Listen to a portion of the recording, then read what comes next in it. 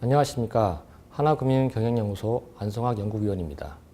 제가 오늘 말씀드릴 주제는 2018년 증권산업 전망입니다. 2017년 증권산업의 영업 환경은 주식시장으로의 자금 유입이 지속되고 투자 심리가 개선되는 등 양호한 흐름을 보였습니다. 무엇보다 코스피 지수가 수년간 지속되었던 박스권 내의 답답한 흐름을 깨고 상향 돌파하면서 사상 최고치를 경신하였습니다. 이에 따라 주식 거래가 활발히 일어나면서 수익성이 개선되는 모습입니다. 한편 레버카운트, 신탁, 파생결합증권 판매 등 자산관리 부문도 양호한 실적을 보였습니다. 특히 글로벌 주요 지수 상승에 따라 파생결합증권 조기 상환이 증가하면서 그동안 실적 부진의 원인이 되었던 파생결합증권 운영 부분이 크게 회복되면서 수익성 개선의 주요 원인으로 작용하였습니다. 주가지수의 상승은 2016년 말부터 시작되었습니다만 본격적인 주식거래 대금 증가는 박스권을 돌파한 5월부터입니다.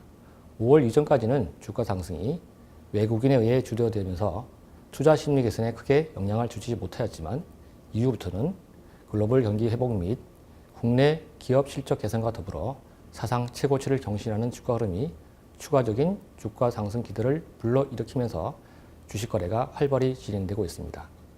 10월 이후 일평균 거래대금이 10조 원을 훌쩍 넘어선 상황입니다. 이와 같은 양호한 주식 거래 흐름은 내년에도 이어질 것으로 보입니다. 증시 주변 자금도 이러한 흐름을 뒷받침하고 있습니다. 최근까지 증시 주변 자금인 고객 예탁금과 CM의 규모가 빠르게 증가해 왔습니다. 11월 말 기준 고객 예탁금 규모는 26조 원으로 증가 추세에 있으며 CMA 잔고는 50조 원을 넘어섰고 계좌 수는 1,300만 개에 육박하고 있습니다. 이러한 증시 주변 자금의 증가 추세는 수년 전부터 있었지만 주가지수가 박스권 내에 머물면서 이들 자금이 본격적으로 증시에 유입되지는 못했습니다. 그러나 최근 들어 주가지수가 박스권을 돌파하자 이들 자금들이 주식시장으로 유입되고 있습니다. 전문가의 자산 배분과 운용을 직접 활용하려는 일임 수요 증가로 레버카운트 시장의 성장이 지속되고 있습니다.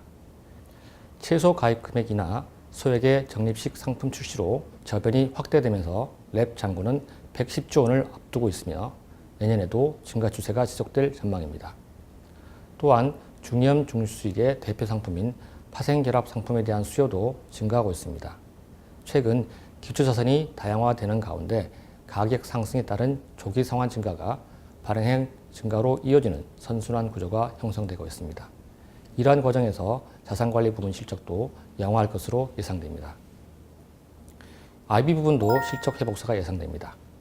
회사채 발행은 금리 인상 등으로 소폭 둔화될 것으로 보이나 주식시장 호조 및 코스닥 시장 활성화 정책으로 주식 발행을 통한 자금 조달 수요가 더욱 확산될 것으로 예상됩니다. 또한 M&A 시장도 국내 경기가 회복되고 정치적 불안 요소가 해소되면서 점차 활기를 띨 것으로 예상됩니다.